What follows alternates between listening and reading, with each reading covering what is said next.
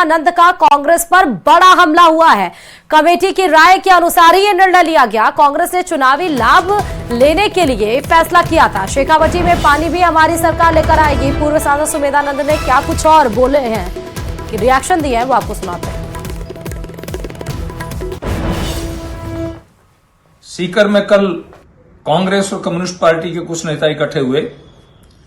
उन्होंने माननीय मुख्यमंत्री भजनलाल जी के फैसलों पर उंगली उठाई है। माननीय भजनलाल जी ने राजस्थान के इन जिलों को लेकर के एक विशेषज्ञों की कमेटी गठित की और उस कमेटी के निर्णय आने के बाद में ये निर्णय लागू किया। कांग्रेस ने रामलू बाया की रिपोर्ट को पढ़ा तक नहीं, आनन फानन में अशोक गहलोत ने चुनावी लाभ उठाने के लिए फैसला कर दिया। मैं अब इनसे पूछना चाहता हूं, ये लोग शेखावाटी की बात करते हैं, आन बान और शान की बात करते हैं। शेखावाटी के अंदर पूरे भारत और पूरे राजस्थान में ब्रॉडगेज का नेटवर्क बिछने के बाद भी शेखावाटी में नहीं बिछ पाया। अगर उसको किसी ने किया तो भारतीय जनता पार्टी ने किया। आज पूरे भारत को नेटवर्क से, हमने रेलवे नेटवर्क से जोड़ दिया है। और चलिए सीकर से बड़ी खबर इस बीच आपको बताते चले, शराब ठेके के विवाद में हत्या का मामला सामने आया है। फतेहपुर थाने के बाहर शव रखकर प्रदर्शन किया जा रहा है। आरोपियों की गिरफ्तारी की मांग यहां प्रदर्शन के रूप में की जा रही है। गांव के ही हिस्ट्री शीटर ने हत्या की थी। गिरफ्तारी नहीं होने पर यह बोला जा रहा है प्रदर्शन में कि जब तक गिरफ्तारी नहीं होगी तब तक शव नहीं उठाया जाएगा। शव उठाने से इनकार कर दिया गया है गिरफ्तारी नहीं होने तक। बड़ी खबर आपको बता रहे हैं सीकर से। आपस में 10 गाड़ियां भिड़ गई थी। उसमें एक ट्रक में गैस सिलेंडर रखा हुआ था और टक्कर की वजह से, हादसे की वजह से सिलेंडर में लीकेज भी बताया जा रहा था। हादसे में 4 से 5 लोग घायल बताए गए। प्रशासन मौके पर वहां पर पहुंच गया। जो ट्रैफिक उस वजह से लग गई थी क्योंकि 10 गाड़ियां आपस में भिड़ गई थी। ट्रैफिक को पहले क्लियर कराया गया। जो वाहन क्षतिग्रस्त हुए उस रोड को धीरे धीरे रोड से वाहन को हटाया गया। के कारण मांडल के निकट अजमेर बिलवाड़ा हाईवे पे भीषण हादसा हुआ है और मैं आपको दिखाना चाहूंगा कि लगातार लंबी कतारें वाहनों की लगी हुई है और ये जो ट्रक है ये भिड़ा है और ये वो सिलेंडर है जिसमें लीकेज हो चुका है। ये गैस सिलेंडर है जिसमें लीकेज हो गया है। कहीं ना कहीं प्रशासन अलर्ट मोड पर है। फायर ब्रिगेड की टीमों को भी बुलाया है। यहाँ पे जो कई अनहोनी ना हो उसको देखते हुए अलर्ट मोड पर है। मैं आगे से दिखाना चाहूंगा कि देखिए किस प्रकार से प्रशासन अपनी पूरी कार्रवाई कर रहा है और ये जो ट्रक है, हो सकता है इससे बड़ा हादसा हो जाए, इसको हटाने का लगातार प्रयास किया जा रहा है। इसके आगे पहले एक ट्रक था, एक 4 व्हीलर थी, उसे हटा दिया गया है और हमारे साथ मेगा गोयल है, डिप्टी है, खुद मौके पे हैं। मुख्य रूप से पहले इस ट्रक को हटाने की कोशिश की जा रही ताकि अगर गैस का रिसाव हो, किस प्रकार चिंगारी हो जाए, आगजनी ना हो। मैडम, सबसे पहले इसको हटाने का प्रयास किया जा रहा है ताकि कोई बड़ा हादसा ना हो। जी बिल्कुल, इसमें एक फ्यूल टैंक है छोटा सा जिसमें हल्का हल्का रिसाव है। वैसे तो ये खुला हुआ है, कोई दिक्कत वाली बात नहीं है, फिर भी एहतियात के तौर पर हमने फायर ब्रिगेड मंगाई हुई है और इसको जल्दी ही हटा रहे हैं ताकि कोई भी तरह की खतरे की संभावना नहीं हो। बाकी आप देख रहे हो लगातार जाम लगा हुआ था जिसको खोलने की कोशिश की जा रही है। जो व्हीकल डैमेज है उनको हटा रहे हैं और जल्दी ही ये जाम खुल जाएगा। खुद मेगा गोयल डिप्टी जो है इस स्थान से इस ट्रक को हटाने का सबसे पहले प्रयास किया जा रहा है। मेरे उल्टे हाथ की तरफ आप देख सकते हैं किस प्रकार से जो वाहन है पूरी तरह क्षतिग्रस्त हो चुके हैं और लगातार क्रेनें हैं यहाँ पे लाई जा रही है इन वाहनों को हटाने के लिए। दोनों तरफ जाम लग चुका है और पुलिस प्रशासन अलर्ट मोड पर है। एसपी धर्मेंद्र सिंह यादव के दिशा निर्देश में लगातार मॉनिटरिंग की जा रही है और जो ट्रैफिक व्यवस्था है उसको सुचारू करने का प्रयास किया रहा है। कोई बड़ी जनहानि नहीं हुई है, भगवान का शुक्रिया अदा है, पर ये जो गैस रिसाव हो रहा है इसको सबसे पहले यहाँ से हटाया जा रहा है। वीडियो जर्नलिस्ट अंकुश सनाटी के साथ राहुल कौशिक, न्यूज 18 भिलवाड़ा। और चलिए इस बीच अलवर से बड़ी खबर है। दिल्ली मुंबई एक्सप्रेस हाईवे पर सड़क हादसा हुआ है।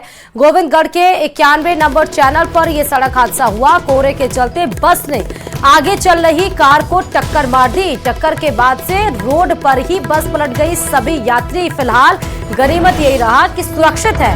करीब 5 से 6 लोगों को चोट आई है, ये बताया जा रहा है। पुलिस अब पूरे मामले की जांच कर रही है। मौके पर पहुंचकर जयपुर से दिल्ली स्लीपर बस जा रही थी तभी यह हादसा घटित हुआ है। दिल्ली मुंबई एक्सप्रेसवे पर ये सीधे तस्वीरें आपको दिखा रहे हैं।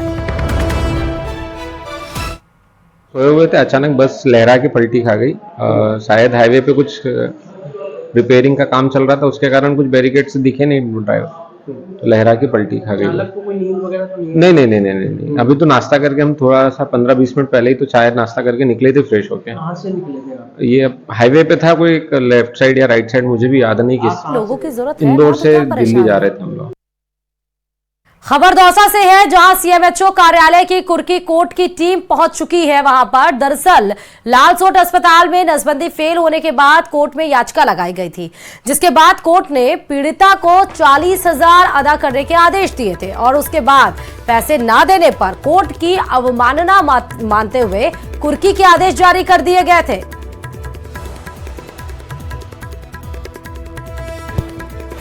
सीएमएचओ कार्यालय में कुर्की के लिए न्यायालय की टीम पहुंची है। सीएमएचओ खुद 11 बजे तक मौजूद नहीं है, लेकिन 50,000 रुपए तक की संपत्ति कुर्क करने के एक आदेश लेकर न्यायालय की टीम पहुंची है। पहले नसबंदी फेल होने के मामले में 40,000 रुपए अदा करने के आदेश दिए थे, लेकिन जब 40,000 रुपए अदा नहीं हुए तो अवमानना लगी और कोर्ट ऑफ कंटेम्प्ट मानते हुए अब न्यायालय ने आदेश दिया कि 50,000 रुपए तक की संपत्ति को कुर्क किया जाए। क्या आदेश है और किस प्रकार की कार्रवाई के लिए आए हो? श्रीमती गुड्डी देवी ने कोई नसबंदी करवाई थी, तो वो नसबंदी फेल हो गई। तो उसमें माननीय न्यायालय स्थायी लोक अदालत ने अवार्ड पारित किया था 17,000 रुपए का, जिसमें से 30,000 रुपए तो गवर्नमेंट सीएमएचओ ऑफिस से परिवार कल्याण से दे दिए गए। उसको 40,000 रुपए बकाया है उसके।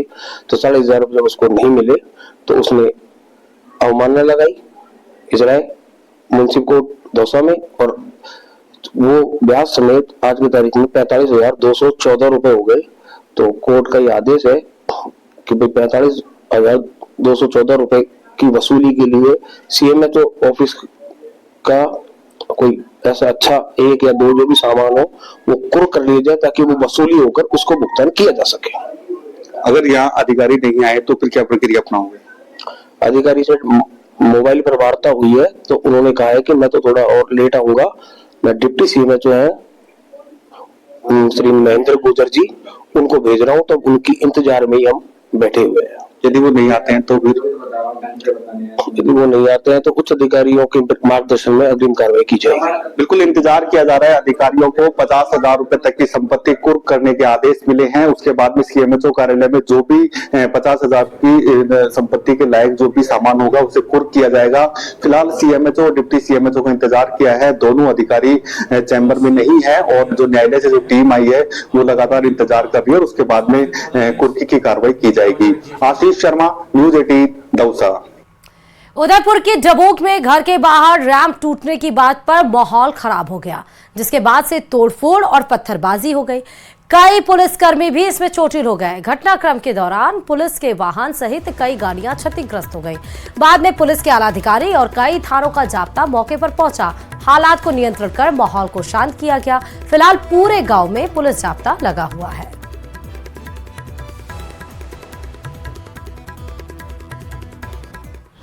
देखिए, कल डबोक थाना अंतर्गत बाठुला सराय एक गाँव है, वहाँ पर सत्यनारायण शर्मा द्वारा अपने घर के बाहर एक रैंप बना रखा है। उस रैंप की सुरक्षा उसने कुछ पत्थर लगा करके कर रखी है, ताकि आने जाने वालों वाहनों से उसका रैंप को नुकसान ना हो। इसी बात को लेकर के जब किसी आज़ाद नाम के व्यक्ति ने अपना ट्रक वहाँ निकालने की कोशिश की और उस दौरान उस रैंप पे पड़े पत्थरों को लेकर के दोनों पक्षों के बीच में बोलचाल हुई। दोनों पक्षों की इस बोलचाल और झगड़े की सूचना कल साय उनके द्वारा थाने पर नहीं दी गई।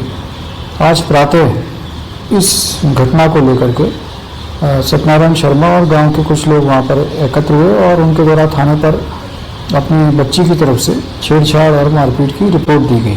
दस्तावेज को अपने कब्जे में आयकर विभाग के द्वारा रख लिया गया है। इलेक्ट्रॉनिक दस्तावेज भी जब्त कर लिए गए हैं। कल से ही कर्मचारियों को घर नहीं जाने दिया गया है। उनके परिजन खाना वाना लेकर खुद घर से बनाकर ला रहे हैं ताकि उनको वो दे सके। सभी कर्मचारियों के फोन भी इस बीच जब्त कर लिए गए हैं ताकि कोई किसी से कन्वर्सेशन ना कर सके।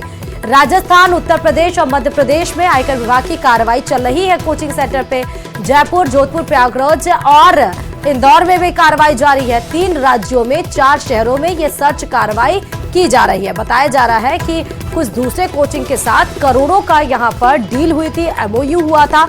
अब वो कौन सी कोचिंग थी, किस आधार पर वो डॉक्यूमेंट्स शेयर किए गए थे, वो सब चीज को लेकर कुछ जानकारी आयकर विभाग को लगी थी और उसके बाद से आयकर विभाग, जो कि सिविल सर्विसेज की तैयारी कराने वाला, उस कोचिंग पर कल से ही सर्वे कर रही है।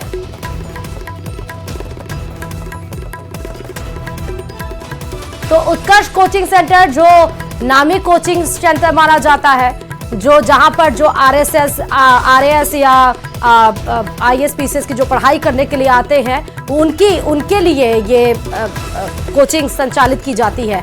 हजारों की तादाद में बच्चे यहां पढ़ते हैं। कई बच्चों को इस कोचिंग ने सरकारी अफसर भी बनाया है, लेकिन अब खुद शिकंजे में घिर चुका है।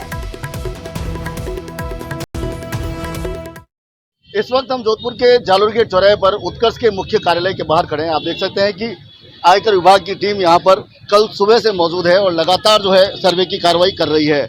यहां पर जो पुलिसकर्मी तैनात है वो कल सुबह से यहां पर ड्यूटी दे रहे हैं और ये उत्कर्ष का वो मुख्यालय है जहां पर आयकर विभाग की टीम जो है सर्वे की कार्रवाई कर रही है। और अगर बात करें तो जोधपुर में कुल 16 ठिकानों पर कार्रवाई की जा रही है। इसके अलावा जयपुर और अन्य जिलों में भी कार्रवाई है और अन्य राज्य में अगर बात करें तो प्रयागराज और इंदौर में भी लगातार जो है आईटी विभाग की कार्रवाई की लगातार सूचना आ रही है। और अगर बात करें तो ये कार्रवाई करने का जो मुख्य कारण बताया जा रहा है उसके पीछे की उत्कर्ष का एक शिकायत जो है आयकर विभाग में किया गया था, जिसमें ये बताया गया था कि उत्कर्ष ने फिजिक्स वाला के साथ एक डील किया था जिसमें 51% शेयर जो है उत्कर्ष ने अपने बेचे थे और उसकी जो है 1000 करोड़ से भी ऊपर की ये डील बताई जा रही है। उसमें कहीं ना कहीं अनियमितता बरतने की बात सामने आ रही है।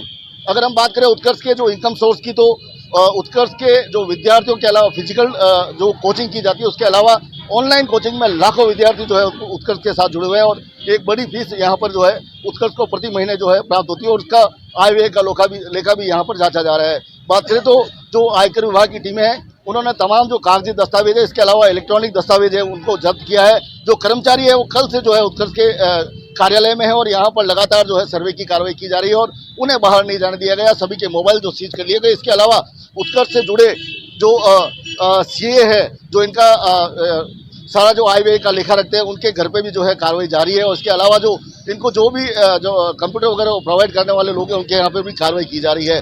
फिलहाल बात करें तो इस आयकर सर्वे में क्या निकल कर आता है, क्या वाकई अनियमितता बरती गई है या इसको क्लीन चिट मिलती है उत्कर्ष को, ये कहीं ना कहीं देखने वाली बात होगी। अगर मैं बता देना चाहता हूँ कि 20 साल पहले निर्मल गहलोत ने एक कमरे से जो है एक छोटे से कोचिंग की शुरुआत की थी और जो आज जाकर एक नाम उत्कर्ष जो है पूरे देश भर में वास्तव में उत्कर्ष स्तर पर पहुंचा है और जिसके पीछे इनकी कड़ी मेहनत थी। लेकिन अब यदि अनियमितता बरती गई है तो किस तरह की अनियमितता बरती गई है, कितने रुपए की जो है अनियमितता बरती गई है, ये कुछ समय बाद जब इनकम टैक्स की कार्रवाई खत्म हो जाएगी उसके बाद सामने आएगा। लेकिन फिलहाल कार्रवाई जारी है।